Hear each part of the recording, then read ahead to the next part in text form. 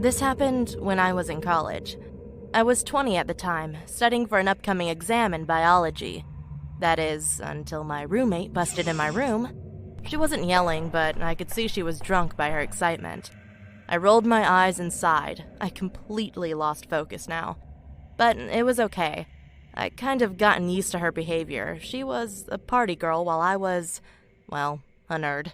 I tried to get back on my reading tracks again, but she patted me on the back and drunkenly giggled before speaking.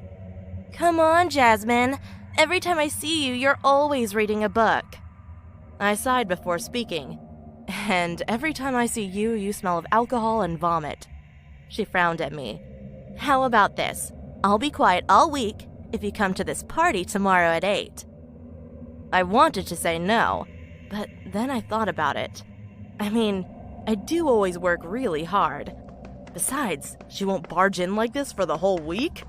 Sounds too good, I thought to myself, so I nodded and continued to read. We got ready. I hadn't dressed up in ages, so I was kind of excited. The party was loud, filled with drunk people making out, bumping and dancing. The party was hosted in a basement-like setting, only it was much bigger and had a lot of space.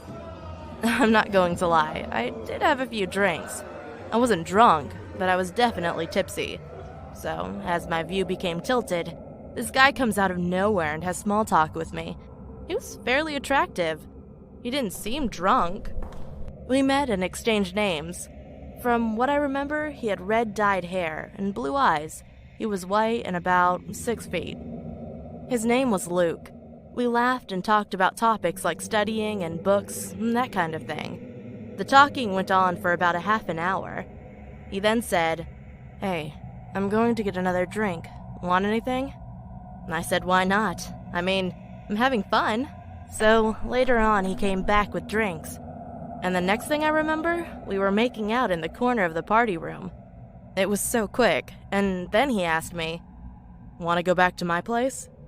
Which I politely declined. I already know what he wants. Besides, I needed to be on campus in the morning. "Come on, I promise it will be fun." I remember that he kept on trying to get me to go, but he gave up after I made it clear I wasn't interested in going to his place. He rolled his eyes angrily and gave me a paper with a number on it. "Fine.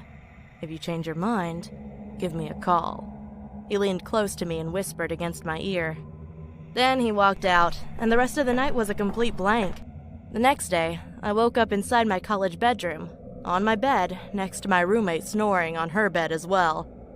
As I got up to shower, a paper fell out of my pocket.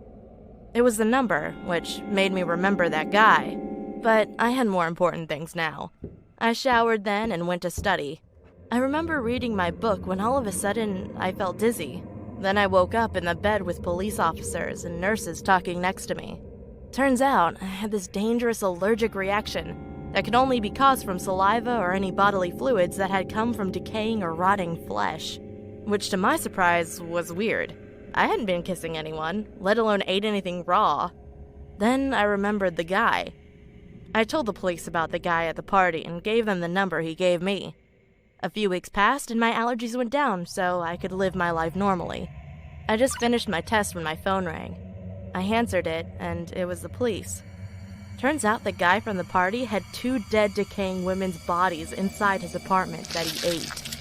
They must have been there for months. My heart dropped.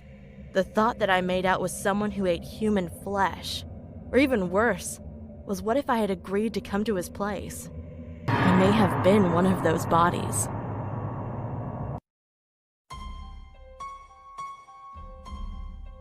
When I was in the 7th grade, I heard about astral projection for the first time and thought the idea seemed pretty cool.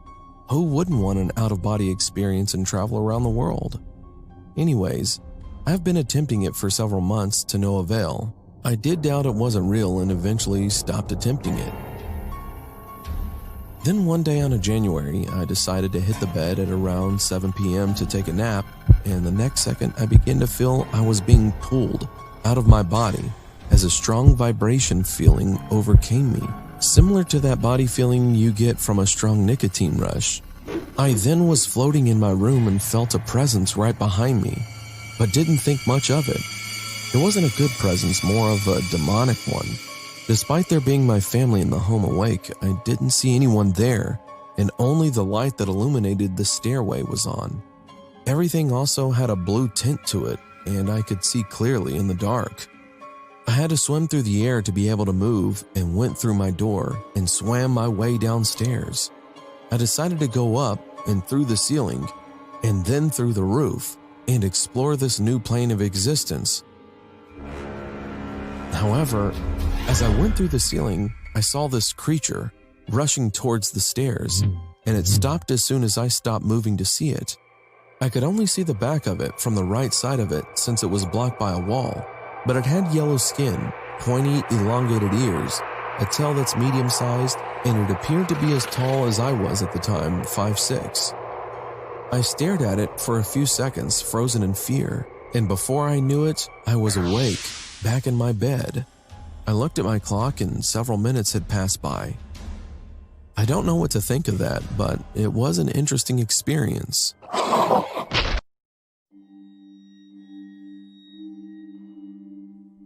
When I was 8 years old, I didn't have any friends. My mom wouldn't allow me to play outside with the other kids in our neighborhood. I was always alone. The only playmates I had were my cousins and my brother, but it took 3 hours and 25 minutes to get to their houses. One day, my mom let me play outside with the kids in our neighborhood for the first time because she was going somewhere, maybe to work or to run errands. I got my dolls and other toys and was excited to play with the kids outside. When I got there, no one wanted to play with me. The attempt was useless, but then someone approached me. He had puppy eyes and was cute. We quickly became playmates. Even though he was a boy, he would join me for tea parties with my dolls. He also invited me to play with him at his house. But I was confused because his house looked old and abandoned. Like it hadn't been cleaned up for almost 12 years. We decided to go play in his garden. When we got there, I puked. I didn't know why at the time, but for some reason, I was disgusted. He didn't offer me water or anything. He just looked at me grinning and said, "Next time, you're going to sleep here too." 2 weeks after that upsetting experience, I went looking for him. A paper airplane flew to me out of nowhere. I picked it up, and when I opened it, I was shocked, scared, and sad. It was a newspaper clipping. The boy that I played with went missing 9 years ago. I ran to my bedroom, and I saw a shadow through my window. I looked at it closely, and it was the boy. He was smiling.